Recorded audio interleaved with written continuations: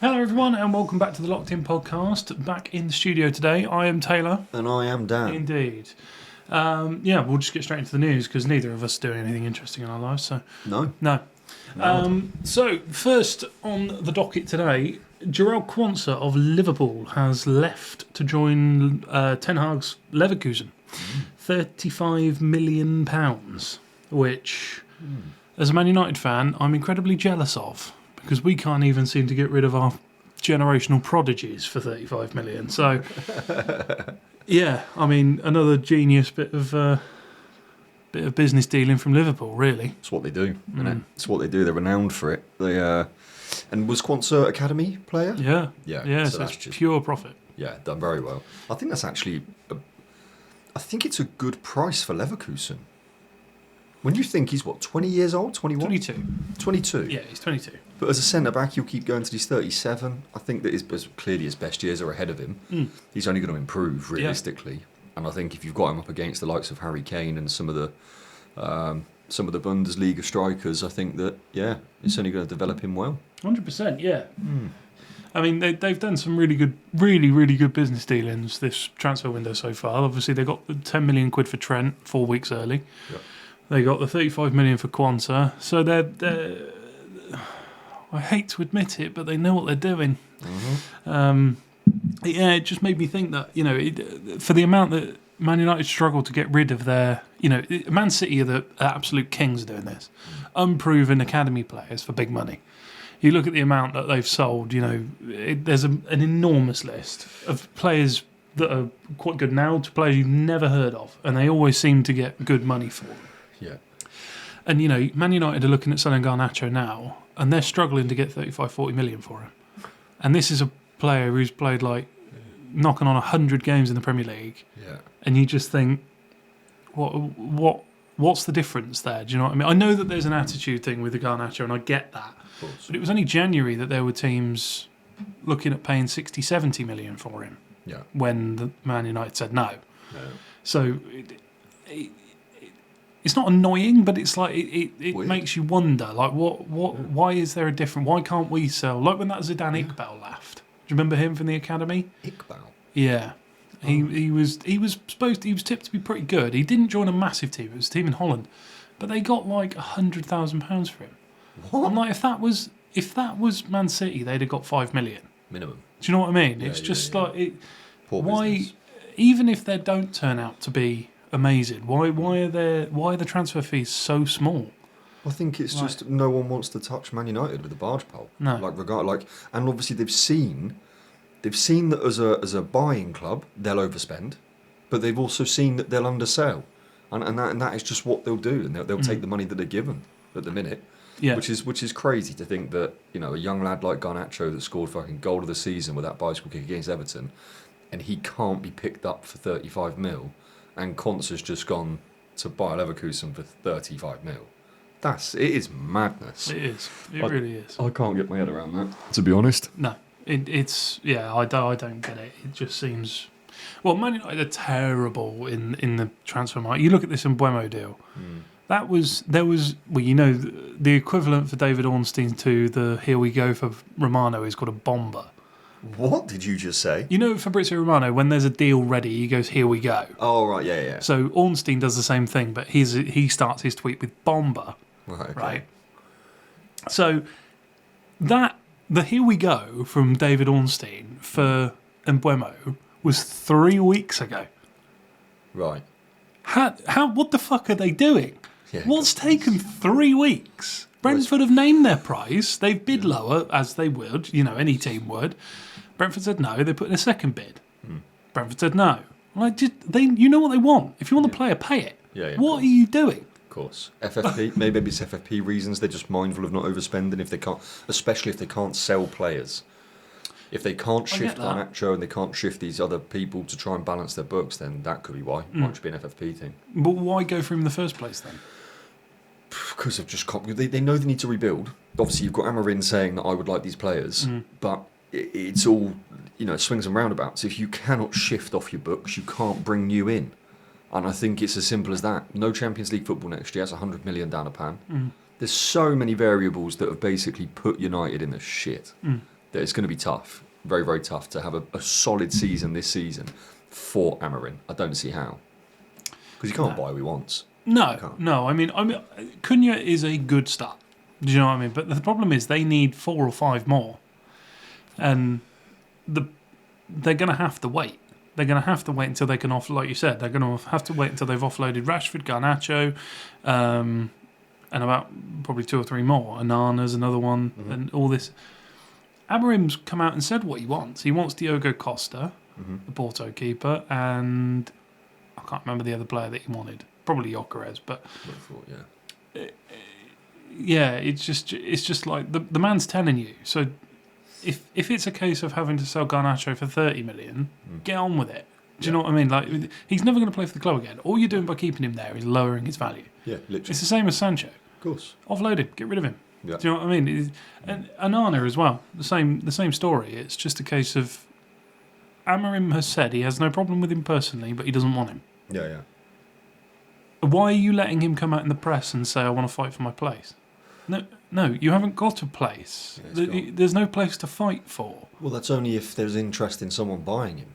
Well, there was. He rejected it. There was a couple of Saudi teams, and I can't remember. There was one of the team that and he just said no. Anana said no, or United said no. But why has he got... I know that he obviously gets the final say in terms of the contract and everything like that. Yeah. But he shouldn't be saying, no, I want to stay publicly when the club are trying to sell him. No, not really.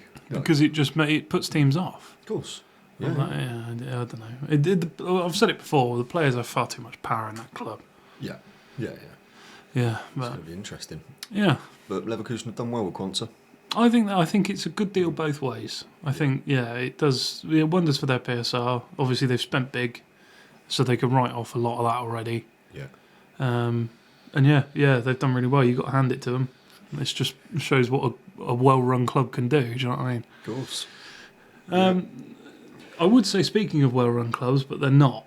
Everton have signed Jared Brandthwaite to a new 5-year deal. Mm-hmm.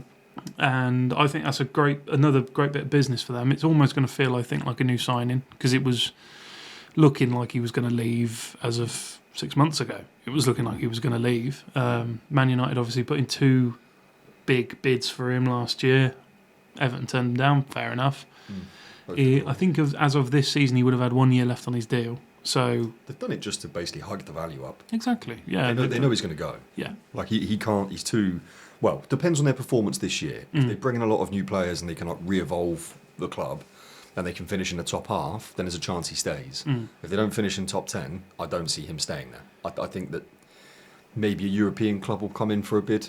I wouldn't be surprised. You know? But yeah, I think he's done him a favour by signing that contract, you know what I mean? Because it's bolstered his... I don't know if book value is the right word, but his value... It's gone up. In terms of what they can demand has gone up because he's under contract. So it's a bit like what Coutinho did at Liverpool, where he signed a new contract even though he knew he was leaving at the end of the season. So Liverpool ended up getting like 120 million for him because he still had 5 years left on his deal. So if it is a case of that, fair play. If it's a case of he intends to stay, fair play. Yeah. If he stays, they've got a great player. If he leaves, they've got a boatload of money. Yeah. So it's a win-win. I think so. I think they've done well there. Yeah. But I can see him playing well under David Moyes reintroducing his system and all that sort of stuff. I think it could go well for Everton. He's a good defensive manager. Yeah, very. Generally, that is what he's renowned for. So we'll see. If he can keep hold of him, I think he's a good defender. Yeah. He's a rarity because he's left-footed as well, left-footed centre back. Yeah, they're not very common. No. So done well. Good business again. Yeah. Well done, Everton. And then the last one is the biggest deal that's come out today. It was announced. João Pedro has gone to Chelsea for £60 million. Yeah. An 8-year contract? Oh, probably. He'd probably die there. Cheers, Todd. But no, I think. Well, the last time I made a joke about Chelsea when Delap joined, I got rinsed. You got rinsed? Yeah, in the TikTok comments. So I won't make any sly jokes about him this time. But genuinely though, I do think I know that there's a joke that obviously they have 1 million players. Yeah. Because they do. They do. 52-man squad. Something like that, yeah. Yeah, Yeah. someone. Yeah, the comments were just full of people saying, "Oh, fucking 2-year-old joke, was dead joke." I'm like, Still true. did you see the squad from this season? Yeah, it's still true. Yeah. Who cares what their opinions No, are? I think it's a. I think that they've strengthened the one position where they were quite weak, Yeah. because obviously they were relying on Nicholas Jackson and that Mark struggling. Guiu, or whatever his name is, the young guy with flowy hair. Oh, The right, yeah, Spanish yeah. bloke. Obviously, he didn't play very much. No. Nicholas Jackson looked good to begin with, but He had moments. yeah, there was the odd thing that he did nicely, but I don't think he's a striker you can rely on. Not for However, No. obviously having him, Delap, Shea. and João Pedro now, that's a good rotation that they can sort of run through for the amount of competitions they're in this year, because obviously they're currently in the Club World Cup, they're in the Champions League, Yeah. Premier League, all the cup competitions there. Yeah. I think is Moritz in AFCONs this year? Because if there is, I think they'll lose Jackson, won't they? Yeah, they would do. I That can't would remember if make sense AFCON's this for year, them. but if it is, then obviously they'll lose Jackson to that. So Makes a lot of sense. they definitely needed a couple of strikers if that was the case. Yeah. But yeah, even with just the competitions that they're in, I think that that's a good. It's needed. Yeah, it's a good selection of strikers, because you've got a couple of different profiles as well. You've got Delap, who's a big, strong, powerful, Yeah, yeah. Hold but up, man. quick. Yeah. And you got João Pedro, who's smaller, offers something a bit different. So Yeah. I think it's a good sort of collection of strikers they've now got, Yeah. and they've strengthened the one place that they really needed to. Of course. And if you've got those three in the same training session, they're all going to get better because they're all going to compete for the same spot. Yeah, And they, Chelsea are renowned for having like a world's best number 9 usually. From be it, I know he didn't play well when he was there, but they had Torres, they had Drogba, they've had like such a list, Hasselbank of Adrian Mutu. Adrian Mutu, fucking beast. That free kick on his debut is just ridiculous. I'm a big fan of his drug use. What? Huh? What was that? Was he renowned for that? Was he? He got banned for that. Yeah, Did he? That's why he was never in FIFA. Oh right, okay. Yeah. They should do like a sneaky special white card for him or something. Yeah, Doing yeah, icons. yeah. But yeah, I think that these three are now going to fight to try and have a legacy like a Drogba. Why would you not?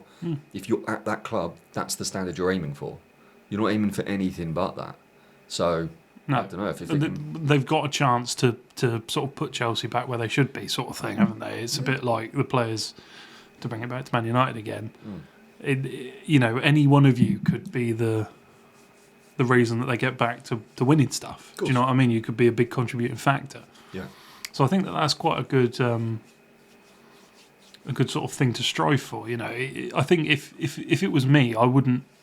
If this was Chelsea of 18 months ago, I wouldn't be going anywhere near them. No. They looked like an absolute mess, didn't Yeah, they? yeah. But yeah, many I holes mean, in the boat. yeah, I think. Yeah, but I think now they've sort of sorted themselves out. Someone's obviously put a collar on Todd Bowley Yeah, and just yeah, stop buying players, you prick. But yeah, I think they'll do well. I think it's a very strong team. I wouldn't be surprised if they leapfrog Arsenal. really. Yeah, I think they're a very good, strong team across the board now, which is what you need to compete with Arsenal, really, because they're the same. Arsenal are in the same position where they're only missing a striker, but they're certainly going to sign one. Yeah. So I think that'll be.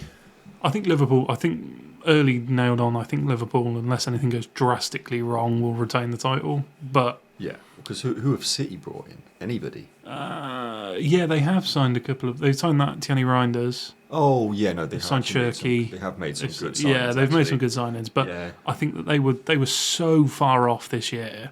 Only for that short The- period of the 9-game run. Like It was only the yeah, but they didn't finish. They finished well in terms of the last few games of the season, Yeah, but for the squad they had and the everything like that, they massively underperformed. So something's fundamentally wrong in there, because they should have been right on Liverpool's tail with how they performed before. It wasn't a drastically different team. They didn't lose anything it's no Rodri. massive, but If you yeah, haven't got- well that's the thing, isn't it? If your team relies on one player, you're in a bad spot. Yeah, yeah. Do you know sure. what I mean? It's yeah, but no, I think my money would be on Liverpool to retain the title. Mhm. I wouldn't be Same. surprised to see Chelsea second. Really? Yeah, I think it will be a dogfight between Chelsea and Arsenal. You don't think City are going to be in No, with a sniff? I don't think so. See, I do genuinely, I don't know, maybe I'm too fanciful and too sort of idealistic, like as in I've been looking forward to seeing more of Churchy play football. Like I think he's one of the most technically gifted footballers I've ever seen. He is, yeah. And it is it's a breath of fresh air to get back that kind of football. And if he can bring that and be like another version of a Doku on a wing or as a cam, I do think that he's gonna bring excitement to the Prem. He reminds me a bit of Hayek? No, Taarabt. Oh, okay, yes, Where yeah. Very, very skillful, very fun to watch, but A lot of mistakes. I don't know if his head's in it. Do you know what I mean? I don't know if he's got the hunger, the drive to push on and be that. exactly. Yeah. Because he's still young, but I've heard some things. Yeah. Because Man United were in for him for a little while, so I had as I do whenever they're linked with anyone. Yeah. It's a busy summer for me. They're linked with a lot of people. But you just have a look, and I'm just like, attitude, not sure I like it. We've been down that road with Sancho. Do you know what I mean? You take a risk on the attitude, and it goes tits up. No, in City's luck, he'll turn into fucking Messi. But mate, have you seen his little his highlight reel for the French under 21s when they're pinging in balls to the edge of the box? I mean, he's doing things that you just shouldn't be able to do, and it's one after another after another. It's not normal. yeah, Like I said, I went to watch PSG Monaco nearly 2 years ago now, and I watched the best players in the world shooting from the edge of an 18-yard box, right? Then they did pens. The only player that scored more than one goal was Sergio Ramos. Honestly, I was watching it thinking, so I've got Mbappe. I think Neymar was still there and Messi. And I was like, how are you all missing? They're not even hitting a target. Honestly, I was like, what the fuck am I watching here? Considering I went and watched United play in the Champions League against Porto back in fucking hell, 2009, 2010, and Ronaldo, warming up, worth the ticket price. That genuinely was better than the game. And they won 4-1. But you can just see the levels in ability difference. Hitting a target and scoring from training drills. But yet, I don't know. I just think that I wouldn't be surprised if Reinders brought a new level of energy to the centre mid of City, and then I think that Churchy can just open things up attacking wise. I think they're two very, very good signings. well, they got to get a centre mid right eventually, and the amount of fucking duds they've bought. Kovacic? Well, no, he's been all right. Who? Phillips. Oh, well, never played. Mateus Nunes. Not bad, but they've just played him right back. He's shite. We just played him right. They've never played him centre mid. Yeah, they did play him centre mid. They played him a little bit of left back, not. I can definitely remember way more games seeing him playing as a fullback than I can centre mid. I can't remember that many games him playing centre mid. You think there's way more centre mid than fullbacks? No, but if he's not displacing Kovacic out of the team, he ain't that good, is he? Well, no, yeah, I know from that perspective. You know what I mean? But the point being is Kovacic can't play right back or left back. No. So if you're limited on numbers and you I'm don't not have trying to to be a dick, shift. but neither can Nunes. No, that is very true. Yeah, that is very true. Ahmad tore him a fucking new one. Yeah, which is mad. Yeah. I hope Ahmad gets more football this year. Hopefully there's no injuries and he gets to have a clean season. I hope so, because he could. I genuinely think he could become one of the best in the Premier League. Yeah. I think he could be up there. Do you know, I'm not saying he's going to win the Ballon d'Or or anything like that. He's not a rival Salah, but Man United have been screaming for a star player. And they've been distinctly missing one for a long time. Yeah, for sure. You know, they've had Ronaldo back, they've had Zlatan, they've had people like this, but I don't think since sort of 2015 Rooney, and then Rooney started to tail off, they haven't had an out-and-out star player. No. Bruno is that now. He is the star of that team. Yeah. And I think he is a world-class midfielder. I genuinely do think there's not really many teams in the world that he doesn't get into. But I don't know. I don't find him that inspirational. No. Do you know what I mean? When you had prime Rooney, it was almost a surprise if he didn't score. Yeah. Whereas Bruno probably has one good game, one shit game, one good game, one shit game, and you're just I don't think he doesn't have. He's not the same inspiration that No. that like Rooney was, or Prime Ronaldo was, or.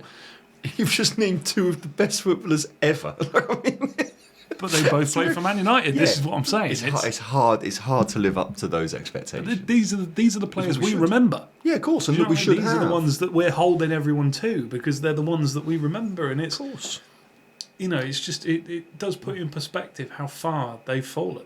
Oh yeah, Not in terms of results. I'm just talking about in quality of player. Yeah, it's mad. Because they're spending the same sort of level of money that they were spending before, but they just seem to be buying lackluster, substandard players, and it's like, it's mad. It is mad to see. I've said it before on the podcast, but I feel so sorry for my brother because he was born in 2006, Yeah, and like they won the last league title when he was like 6 years old. yeah, true. I'm like, he's seen nothing Yeah, he but doesn't know. shit Yeah, literally. this whole time. Do you know what I mean? He's just been an absolute decline. At least they've won 4 trophies in that time, whereas Spurs have. I mean, they've just won 1 in 20 odd years. Yeah, let's not talk about this too soon. It's too soon. Do you know? I'm more gutted. I'm more gutted that Lyon game means nothing than I am the fact they didn't get in the Champions League. That was one of the best games I've ever. I didn't watch it obviously at the stadium, but watched live. Yeah. That was right up there because obviously I'm too young for like the treble. The Champions League final. Yeah.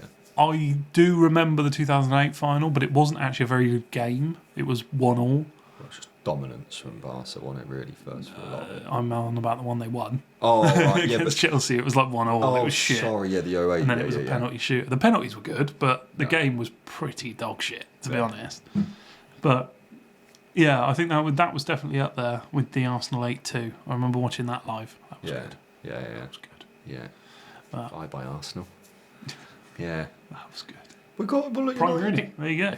That'll do it. You've got United have got 4 young players that if they can keep them playing, they're going to see vast improvements. So I'd like to see Heaven get way more game time. I love him. He's a proper traditional. Like he just gets stuck in. Footed as well. Yeah, good player. Do you want just before you carry on your list? Yeah. My mum can't say his name. Can't say Heaven. Can't say Hayden Heaven. She said Hayden Evans every time. Why? Oh, it's Hayden Evans. No, Hayden Evans don't play for Man United. Mum. Don't know what you're on about. But yeah, carry on. He's in heaven. Yeah, He's a good little player. he is a great player. Him, Mainu, hopefully he stays fit. Hopefully we can actually see that. What were the sparks we were seeing? Like the FA Cup against City. Seeing moments of that comeback I'd love to see from this season. I want to see him develop into a pivot. Because I love that sort of technical pivot. You think like I'm not saying he's ever going to be this, but you like Xavi. You had Iniesta, who was the push forward one, and you had Xavi, who was probably equally as technical or nearly as technical, Yeah, no, he was, yeah. but was you know what I mean, set back a Slightly little more. bit. I would love to see him become that. Yeah, Because yeah. Bruno's never going to be that. No, They no, try and can't. play him in the pivot, it doesn't work. No. Kobe Mainoo is young enough where you can develop him into that. Yeah. Because he's not got the pace to play further forward. He's not very quick. No. They were trying to play him in one of the 10 roles, which I think his game suits better now. Yeah, because he's but techie. but he's too slow. Right. So I think, anyway, carry on your There list. he goes. Obi. Yes. I want to see him get a lot more game time. Yeah. I've not seen promise from him. I've not seen anything that makes me go, he's going to be world class. But if he's got those stats for the under 18s, sorry, play the kid. Play him. Just watch him. and see All what I'm worried happens. about is that they play him too much too soon, which is exactly what happened with Garnacho, where he I got too big see. for his boots, and That now reminds. look at the attitude. Yeah. I want him to stay humble a bit. I want him to go out on loan. I want him Really? to go to League One or the Championship, Championship are doing well. dominate, Yeah, which yeah. hopefully he will because of Yeah. how good he is, and have a couple of years away, get used to the English game and the physicality, because I would say Championship's probably more physical than the Premier League. So if he comes Yeah. back from that after playing well, Yeah. the Premier League, it's not going to be easier, No. but he's going to be ready for it. Yeah. So I don't want him to be played loads this year, which is why I want them to sign a couple of strikers, which is why I like the Cunha signing, because he can play up front. Yeah, So yeah, can Mbeumo. Mbeumo can play up front. So. Yeah. And then your last one? Where's the brain gone? Ahmad.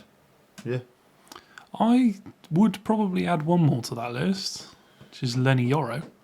Yeah, I would think love. he's already a starting 11. Like, he's already there. Like, we've signed him as a starting crucial team member. Well, that's what I mean, though. The fact that they've signed him as a starter at 18, you think what he could become. That's mad. Do you know what I mean? He could become something incredibly special. Yeah, I'm intrigued to see if he plays a back 3 or if he plays a back 2. I think if he does the back 2, you've got Heaven and Yoro. He's already said he won't. It's always 3s. He said he's going to stick to his system. To be fair, with Dorku and Dallo, it's not bad.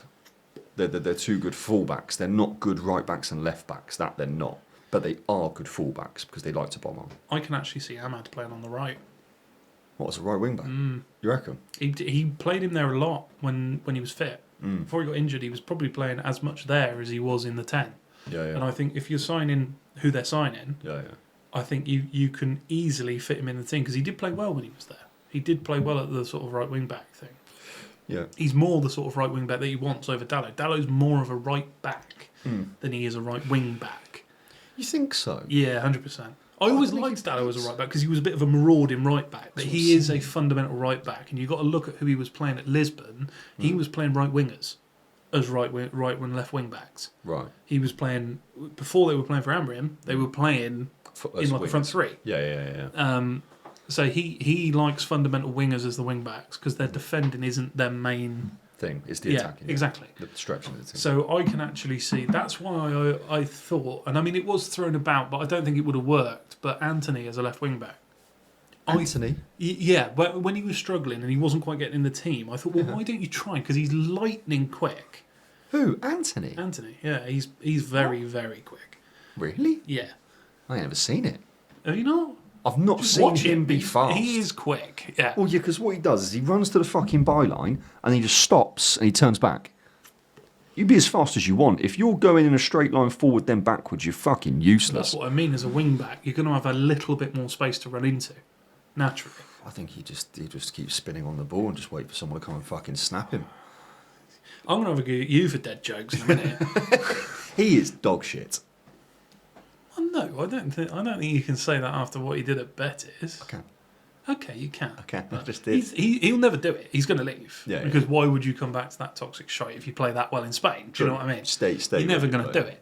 Right. And if Man United can cash in on him, fine. Do you know what I mean? I'm just saying, I'm surprised that there was obviously a reason he didn't do it, but I was surprised that he didn't at least give him a chance. Do you know what I mean? There's just zero defensive nature in that guy's brain. Like, I never saw anything. Never he saw did. a single thing about defense. He tracked back a lot. If Anthony? you watched it, yeah. Yeah, but then he was making fouls. There was no actual defensive. Yeah, he was pretty good. He wasn't too bad at tracking. Obviously, he's not playing left or right back, so he's not there sort of jockeying and defending. No, but he would track back very well. Yeah, he'd track it and then just and do it. he would put tackles in. Mm, If you watch, no.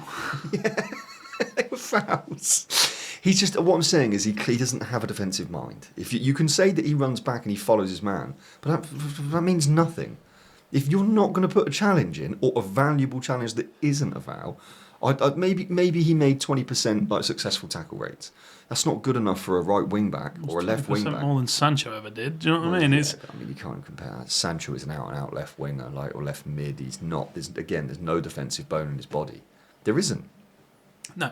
But no, Anthony will never play for Man United again. But we hope. I wanted him to do well.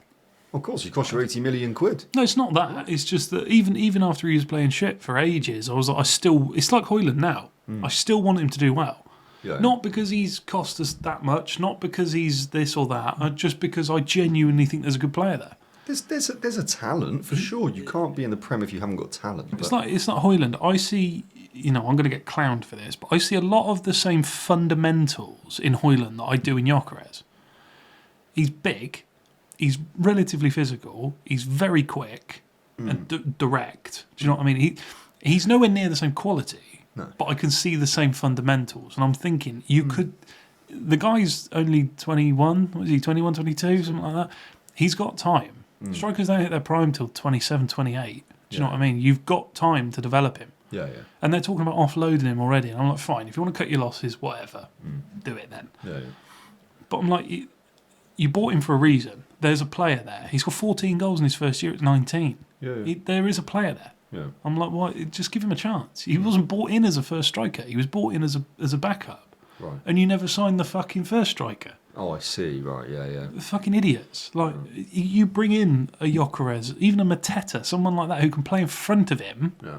teach him, and then you see where he is. He doesn't. He shouldn't have the pressure of being the Man United number 9. No, not really. He's too young and he's too inexperienced. But this is what I mean. I think, Anthony, I've given up on. He's going to go. Got to. You know, I can't really reconcile what he was doing in the Premier League. But Højlund, I think he can. I think there's still a chance there. Do you know what I mean? Because everyone was saying Ahmad wasn't good enough. They signed him at 17. Yeah, He's been there for 5 or 6 years. From Juve? Atalanta. Yeah. Yeah. And they signed him 5 or 6 years ago. And he looked okay at Rangers and he played well at Sunderland. But he didn't set the world on fire. No. And he's come back and he's probably top 2 or 3 players from Man United since he's been back. He's been really, genuinely really good. The killer is that just statistically, if he's in the top 3 best players in that team finished 16th in the Prem. 15th. Well, it's even funnier when you realise that he was injured for 8 months. Yeah, that's not good, is it? It's not fucking good. It is not good. And he couldn't. I wouldn't put a price tag above 50 million on him. You can't really. I don't think it's there Not yet. currently, no, not with the injury record and that. But I think, if he plays a full year for how good he was when last season started, he'd be a 70, 80 million pound player. As long as Man United finish a bit further up the league and that, I understand that. But I think he could be a... If he gets 15 goals, 10 assists, then you've got 50, 60 million there. But if he doesn't, I just don't see that value coming. No. But Yeah. Interesting season ahead. Indeed. There you go. What's happened with the Club World Cup, by the way? Is that I finished? don't give a shit. And that's sports podcasting for you, motherfuckers. Let's go. All I do know is Man City lost to Al Hilal. What? They lost 4-3 to Al Hilal. Wow. Yeah. But I saw them playing that Al Hilal about a week ago. Mate, they play good football. Mm-hmm. Like, I was actually watching it and going... Yeah, I watched whatever the first game was when they played. Was it Madrid? I think They it got was... battered, but... What was the game? It was like they were 1-0 for fucking ages. I don't know if they ended up drawing. Or so I was watching them against someone and they just got battered. But I'm like, there was a couple of players that I've only ever seen on FIFA. Yeah, Do you know what I yeah. mean? I wanted to see, like that old Dasari. The Oh, left yes. winger. Yeah, number 7. And he's always got like this mad team of the season. I'm like, is he actually that good, or is he just good in that league? No, he's and he does actually look pretty good. To be fair, good, yeah. he does He look looks very good. good. So Yeah. anyway.